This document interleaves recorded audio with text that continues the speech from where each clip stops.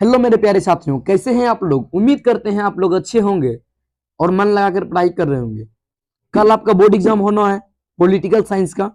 उनके लिए जो है आज हम 200 ऑब्जेक्टिव क्वेश्चन का एक मजेदार वीडियो लेकर आए हैं, जो कल के एग्जाम यानी 3 फरवरी के लिए सबसे फायदेमंद साबित होंगे आपके लिए।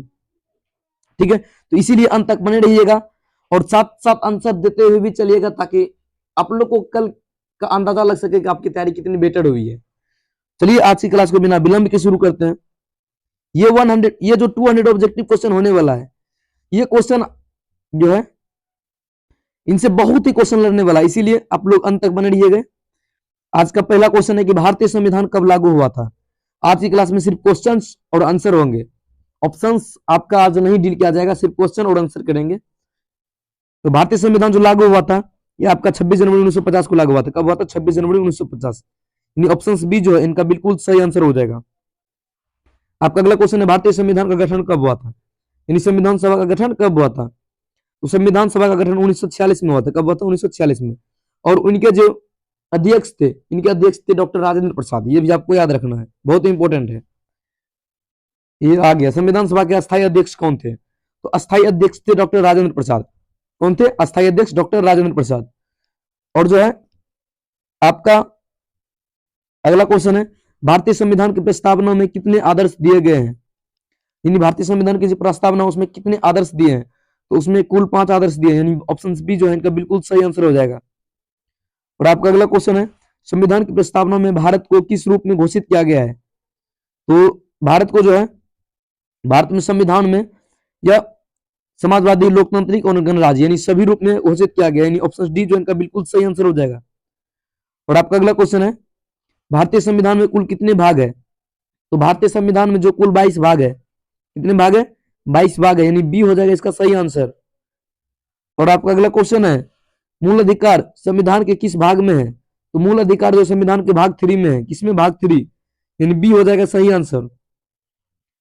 आपका अगला क्वेश्चन है मूल कर्तव्य संविधान के किस भाग में है। तो मूल कर्तव्य जो संविधान के, यह आपका भाग 4A में है। किसमें? भाग 4, यानी ऑप्शन सी का सही आंसर हो जाएगा। और आपका अगला क्वेश्चन है संविधान में नीति निर्देशक सिद्धांत किस भाग में है। तो नीति निर्देशक सिद्धांत जो है यह आपका भाग 4 में है। किसमें? भाग 4, यानी ऑप्शन सी इनका सही आंसर हो जाएगा। आपका अगला क्वेश्चन है भारतीय संविधान का स्रोत कौन सा देश नहीं है। तो भारतीय संविधान का स्रोत है ये जापान नहीं है, यानी ऑप्शन डी जो है इनका बिल्कुल सही आंसर हो जाएगा। और आपका अगला क्वेश्चन है भारत में कितने प्रकार की आपातकालीन व्यवस्था है। तो भारत में टोटल जो है 3 प्रकार की आपातकालीन व्यवस्था है। कितने? 3 प्रकार की, यानी ऑप्शन सी इनका सही आंसर हो जाएगा। और आपका जो अगला क्वेश्चन है राष्ट्रीय आपातकालीन का संबंध किस अनुच्छेद से है। राष्ट्रीय आपातकालीन का संबंध अनुच्छेद 352 से है। आपका जो अगला क्वेश्चन है राष्ट्रपति शासन किस अनुच्छेद के अंतर्गत लगाया जाता है। तो राष्ट्रपति शासन जो है यह आपका 356 अनुच्छेद के अंतर्गत लगाया जाता है, यानी ऑप्शन बी जो है इनका बिल्कुल सही आंसर हो जाएगा। आपका अगला क्वेश्चन जो वित्तीय आपातकालीन किस अनुच्छेद में है। तो वित्तीय आपातकालीन जो अनुच्छेद 360 में है, यानी ऑप्शन सी जो है इनका बिल्कुल सही आंसर हो जाएगा। और जो है आपका अगला क्वेश्चन है भारतीय का संघीय ढांचा किस प्रकार में है। तो भारत में संघीय ढांचा अर्धसंघीय है। कैसा है? अर्धसंघीय, यानी सी हो जाएगा इसका सही आंसर। और आपका अगला क्वेश्चन है संघ सूची, राज्य सूची और संवर्ती सूची किस अनुच्छेद में है। तो ये सब सूची जो है भारत के 7वीं अनुसूची में है। किसमें? 7वीं अनुसूची। और जो है आपका अगला क्वेश्चन है कि भारत की संसद में कितने सदन है। तो भारत की संसद में कुल 2 सदन है, लोकसभा और राज्यसभा, यानी बी हो जाएगा इसका सही आंसर। और जो है आपका अगला क्वेश्चन लोकसभा के सदस्यों का कार्यकाल कितने वर्ष का होता है। तो लोकसभा के सदस्यों का कार्यकाल को केवल 5 वर्ष का होता है, यानी बी इसका सही आंसर हो जाएगा। और जो है आपका अगला क्वेश्चन राज्यसभा एक अस्थायी सदन है, क्योंकि अस्थायी सदन है क्योंकि यह कभी भंग नहीं हो सकती है, यानी ए हो जाएंगे इसका सही आंसर। और आपका अगला क्वेश्चन है भारत का कार्यपालिका प्रमुख कौन होता है। तो भारत का कार्यपालिका प्रमुख राष्ट्रपति होता है। कौन होता है? राष्ट्रपति, यानी ए हो जाएगा इसका सही आंसर। और आपका अगला क्वेश्चन है प्रधानमंत्री की नियुक्ति कौन करता है। तो प्रधानमंत्री की नियुक्ति राष्ट्रपति करता है, यानी सी हो जाएगा इसका सही आंसर। आपका अगला क्वेश्चन है मंत्रिपरिषद किसके प्रति उत्तरदायी होता है। तो मंत्रिपरिषद जो है यह आपका लोकसभा के प्रति उत्तरदायी होता है। किसके प्रति? लोकसभा, यानी ऑप्शन सी जो है इनका बिल्कुल सही आंसर हो जाएगा। और जो है आपका अगला क्वेश्चन कि राष्ट्रपति का चुनाव कौन करता है। तो राष्ट्रपति का चुनाव संसद वो राज्य विधानसभाएं करती है। कौन? संसद व राज्य विधानसभा, यानी सी इसका सही आंसर हो जाएगा। और आपका अगला क्वेश्चन, राष्ट्रपति का कार्यकाल कितना होता है? तो राष्ट्रपति का कार्यकाल टोटल 5 वर्ष का होता है। कितने वर्ष का? 5 वर्ष का, यानी बी जो है इनका बिल्कुल सही आंसर हो जाएगा। और आपका जो अगला क्वेश्चन, उपराष्ट्रपति का चुनाव कौन करता है? तो उपराष्ट्रपति का चुनाव संसद के दोनों सदन करते हैं, यानी सी इसका सही आंसर हो जाएगा। और जो आपका अगला क्वेश्चन है, सर्वोच्च न्यायालय का मुख्य कार्य क्या है? तो सर्वोच्च न्यायालय का मुख्य कार्य है न्याय करना, यानी सी हो जाएंगे इसका सही आंसर।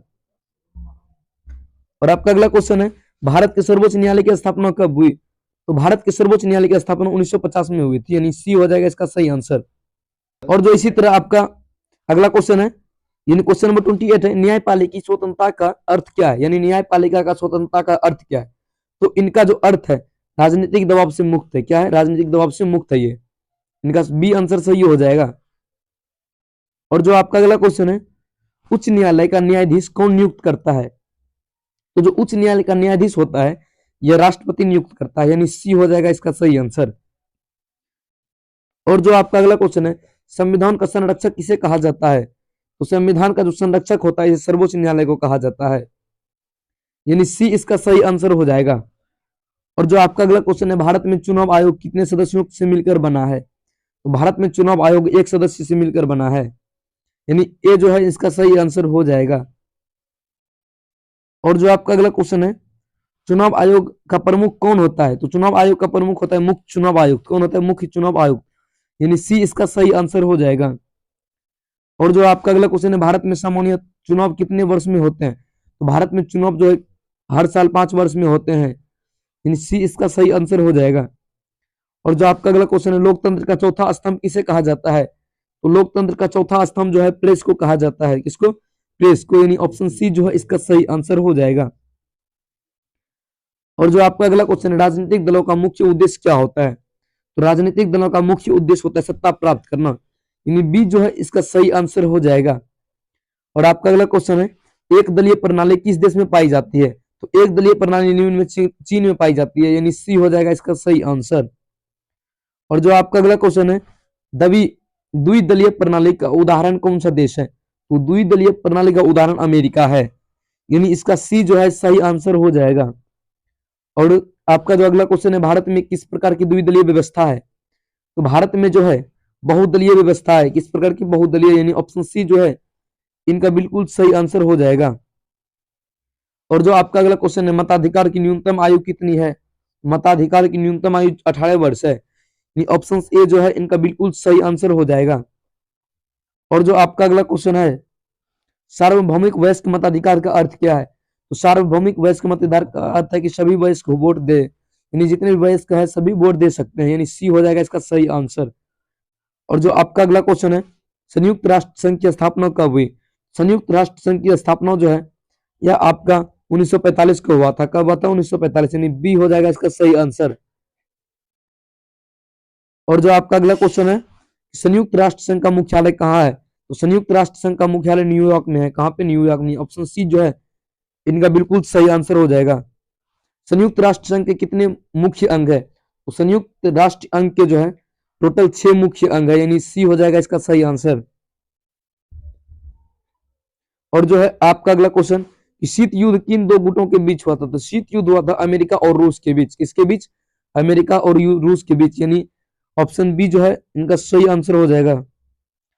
गुटपेक्ष आंदोलन के संस्थापक देश कौन थे? यानी गुटपेक्ष आंदोलन के जो संस्थापक थे कौन से देश थे? यह आपका जो था भारत, मिस्र और यूगोस्लाविया था। कौन था? भारत, मिस्र और यूगोस्लाविया, यानी बी इसका सही आंसर हो जाएगा। आपका अगला क्वेश्चन है, गुट निरपेक्ष आंदोलन की पहली बैठक कहाँ हुई थी? तो गुट निरपेक्ष आंदोलन की पहली बैठक आपका जो है बेलग्रेड में हुई थी, यानी ऑप्शन बी जो है इनका बिल्कुल सही आंसर हो जाएगा। और जो है आपका अगला क्वेश्चन, भारत गुट निरपेक्ष आंदोलन का सदस्य क्यों बना? भारत गुट निरपेक्ष आंदोलन का सदस्य इसलिए बना क्योंकि स्वतंत्र विदेश नीति के लिए। किससे? स्वतंत्र विदेश नीति के लिए, सी हो जाएगा इसका सही आंसर। और जो है आपका अगला क्वेश्चन, शीत युद्ध का अंत किस घटना के बाद माना जाता है? तो शीत युद्ध का जो है घटन यह जो है किस घटना के बाद माना जाता है? तो बर्लिन दीवार का पतन के बाद, और सोवियत संघ का विघटन के बाद भी, यह भी इसका आंसर होता है। आपका अगला क्वेश्चन है, संयुक्त राष्ट्र सुरक्षा परिषद के सदस्य अस्थायी सदस्य कितने थे? तो इनके अस्थायी सदस्य जो है ये 5 है और छठा भारत है। आपका अगला क्वेश्चन है वीटो शक्ति किसके पास होती है? तो वीटो शक्ति जो अस्थायी सदस्य होता है उसके पास होता है। आपका जो अगला क्वेश्चन है भारतीय संविधान में नागरिकता से संबंधित प्रावधान किस भाग में है? तो भारतीय संविधान में नागरिकता से संबंधित प्रावधान जो है यह आपका भाग 2 में है, यानी बी जो है इसका सही आंसर हो जाएगा। और आपका जो अगला क्वेश्चन है संविधान में समानता का अधिकार किस अनुच्छेद से प्रारंभ होता है? तो समानता का जो अधिकार है यह अनुच्छेद 14 से प्रारंभ होता है और 18 तक खत्म होता है। और आपका जो अगला क्वेश्चन है शिक्षा का अधिकार किस संविधान संशोधन द्वारा जोड़ा गया? तो शिक्षा का अधिकार जो है यह आपका 86वां संविधान संशोधन के द्वारा जोड़ा गया। और जो है आपका अगला क्वेश्चन संविधान के अनुसार भारत किस प्रकार का राज्य है? तो संविधान के अनुसार भारत जो है धर्मनिरपेक्ष, समाजवादी, लोकतांत्रिक यानी उपयुक्त सभी राज्य हो जाएगा, यानी डी जो है इसका सही आंसर हो जाएगा। और जो है आपका अगला क्वेश्चन संविधान की प्रस्तावना में समाजवादी शब्द कब जोड़ा गया? समाजवादी शब्द 42वां संविधान संशोधन जो है 1976 को जोड़ा गया था। कब जोड़ा गया था? 42वां संविधान संशोधन 1976 को। और जो आपका अगला क्वेश्चन है राष्ट्रपति के महाभियोग द्वारा हटाने की प्रक्रिया कहाँ वर्णित है? यानी महाभियोग द्वारा हटाने की प्रक्रिया अनुच्छेद जो है यह आपका अनुच्छेद 61 में वर्णित है। कहां पे? अनुच्छेद 61, यानी सी हो जाएगा इसका सही आंसर। अगला क्वेश्चन है राज्यसभा के सदस्यों का चुनाव कौन करता है? तो राज्यसभा के सदस्यों का चुनाव जो है यह विधानसभा करता है, यानी सी जो है इनका सही आंसर हो जाएगा। आपका अगला क्वेश्चन है लोकसभा अध्यक्ष का चुनाव कौन करता है? लोकसभा अध्यक्ष का चुनाव जो है लोकसभा के सदस्य करता है, यानी सी जो है इनका सही आंसर हो जाएगा। इसी तरह आपका अगला क्वेश्चन है संसद का संयुक्त सत्र कौन बुलाता है? संसद का जो संयुक्त सत्र होता है यह आपका बुलाता है राष्ट्रपति। कौन बुलाता है? राष्ट्रपति, यानी बी जो है इनका सही आंसर हो जाएगा। और आपका जो अगला क्वेश्चन है संसद का कार्यकाल समाप्त होने से पहले भंग करने की शक्ति किसके पास होती है? यह भंग करने की शक्ति केवल और केवल राष्ट्रपति के पास होती है, यानी बी जो है इनका सही आंसर हो जाएगा। आपका अगला क्वेश्चन है सर्वोच्च न्यायालय के मुख्य न्यायाधीश की नियुक्ति कौन करता है? तो इनकी नियुक्ति जो है राष्ट्रपति करता है, यानी सी जो है इनका बिल्कुल सही आंसर हो जाएगा। इसी तरह आपका अगला क्वेश्चन है सर्वोच्च न्यायालय के न्यायाधीशों की कितनी आयु तक पद पर रह सकते हैं? यह जो है 65 वर्ष तक आयु पर पद पर रह सकते हैं, यानी सी जो है इसका सही आंसर हो जाएगा। और जो है आपका अगला क्वेश्चन है उच्च न्यायालय के न्यायाधीशों की सेवानिवृत्ति आयु कितनी है? तो इनकी जो आयु होती है 62 वर्ष होती है उच्च न्यायालय के न्यायाधीशों की। कितनी है? बस 62 वर्ष, यानी बी जो है इनका सही आंसर हो जाएगा। और आपका जो अगला क्वेश्चन है संघ और राज्य के बीच विवादों का निपटारा कौन करता है? तो इनके बीच निपटारा जो है राज्य सर्वोच्च न्यायालय करता है, यानी सी जो है इनका बिल्कुल सही आंसर हो जाएगा। इसी तरह आपका अगला क्वेश्चन है राज्यपाल की नियुक्ति कौन करता है? तो राज्यपाल की जो नियुक्ति करता है यह आपका राष्ट्रपति करता है, यानी ऑप्शन सी जो है इनका बिल्कुल सही आंसर हो जाएगा। और जो है आपका अगला क्वेश्चन राज्यपाल का कार्यकाल कितना होता है? तो राज्यपाल का जो कार्यकाल होता है यह 5 वर्ष का होता है, यानी सी जो है इनका बिल्कुल सही आंसर हो जाएगा। और आपका अगला क्वेश्चन है भारत में योजना आयोग का स्थान किसने लिया? भारत में योजना आयोग का जो स्थान लिया था नीति आयोग लिया है। कितने? नीति आयोग, यानी बी जो है इनका बिल्कुल सही आंसर हो जाएगा। आपका अगला क्वेश्चन वित्त आयोग का गठन कौन करता है? तो वित्त आयोग का जो गठन करता है ये राष्ट्रपति करता है, यानी सी जो है इनका बिल्कुल सही आंसर हो जाएगा। और अगला क्वेश्चन है समवर्ती सूची में विषय की संख्या कितनी होती है? इसमें विषय की संख्या टोटल 52 होती है, यानी बी जो है इनका बिल्कुल सही आंसर हो जाएगा। और आपका जो अगला क्वेश्चन है संघ सूची में विषय की संख्या कितनी होती है? तो संघ सूची में जो विषय की संख्या होती है 97 होती है, यानी बी जो है इनका बिल्कुल सही आंसर हो जाएगा। और आपका जो अगला क्वेश्चन है भारत में एक चुनाव क्षेत्र में कितने प्रतिनिधि चुने जाते हैं? तो भारत में एक चुनाव क्षेत्र में केवल एक प्रतिनिधि चुने जाते हैं, यानी ए जो है इनका बिल्कुल सही आंसर हो जाएगा। और जो आपका अगला क्वेश्चन है चुनाव आयोग देश एक संस्था है, तो चुनाव आयोग जो है एक संवैधानिक संस्था है, यानी बी जो है इनका बिल्कुल सही आंसर हो जाएगा। और जो आपका अगला क्वेश्चन है चुनाव आयोग की स्थापना कब हुई? चुनाव आयोग की जो स्थापना हुई थी 1950 में हुई थी। कब हुई थी? 1950 में, यानी सी जो है इनका बिल्कुल सही आंसर हो जाएगा। और जो आपका अगला क्वेश्चन है मतदाता सूची तैयार करने की जिम्मेवारी किसकी है? मतदाता सूची तैयार करने की जिम्मेवारी जो है यह चुनाव आयोग की होती है। किसकी? चुनाव आयोग की, यानी सी जो है इनका बिल्कुल सही आंसर हो जाएगा। इसी तरह आपका अगला क्वेश्चन है तो लोकतंत्र का जो मूल अधिकार है क्या है? लोकतंत्र का मूल अधिकार आपका जो हो जाएगा इसका जनता की भागीदारी, यानी लोकतंत्र को चलाना सिर्फ जनता की भागीदारी है, यानी सी जो है इनका बिल्कुल सही आंसर हो जाएगा। और जो आपका अगला क्वेश्चन है, प्रेस की स्वतंत्रता किस मौलिक अधिकार के अंतर्गत आती है? तो प्रेस की स्वतंत्रता जो है यह आपका स्वतंत्रता का अधिकार के अंतर्गत आती है, यानी बी जो है इनका बिल्कुल सही आंसर हो जाएगा। और जो है आपका अगला क्वेश्चन, शीत युद्ध की समाप्ति का प्रमुख कारण क्या था? तो शीत युद्ध की समाप्ति का प्रमुख कारण था सोवियत संघ का विघटन, यानी ऑप्शन सी जो है इनका बिल्कुल सही आंसर हो जाएगा। और आपका जो अगला क्वेश्चन है, संयुक्त राष्ट्र महासभा की बैठक कितने समय में होती है? तो इनकी बैठक जो है प्रत्येक वर्ष में एक बार होती है। कितने होते हैं? प्रत्येक वर्ष में एक बार, यानी सी जो है इनका बिल्कुल सही आंसर हो जाएगा। और जो आपका अगला क्वेश्चन है, संयुक्त राष्ट्र संघ का प्रशासनिक प्रमुख कौन होता है? तो इनका जो प्रशासनिक प्रमुख होता है यह होता है आपका महासचिव, यानी ऑप्शन ए जो है इनका बिल्कुल सही आंसर हो जाएगा। और आपका जो अगला क्वेश्चन है, भारत संयुक्त राष्ट्र संघ का सदस्य कब बना? तो भारत संयुक्त राष्ट्र संघ का सदस्य जो 1945 में बना था, यानी ए जो है इनका बिल्कुल सही आंसर हो जाएगा।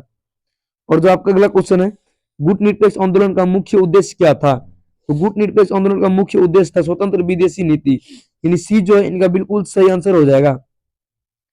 आपका जो अगला क्वेश्चन है, पंचायती राज व्यवस्था किस स्तर पर लागू होती है? तो पंचायती राज व्यवस्था स्थानीय स्तर पर लागू होती है, यानी सी जो है इनका बिल्कुल सही आंसर हो जाएगा। और जो आपका अगला क्वेश्चन है, 73वां संविधान संशोधन किससे संबंधित है? तो ये संबंधित है आपका पंचायत से। किससे संबंधित है? पंचायत से, यानी बी जो है इनका बिल्कुल सही आंसर हो जाएगा। और जो आपका अगला क्वेश्चन है, 74वां संविधान संशोधन किससे संबंधित है? तो 74वां संविधान संशोधन जो है नगर निकाय से संबंधित है। किससे? नगर निकाय से, यानी बी जो है इनका बिल्कुल सही आंसर हो जाएगा।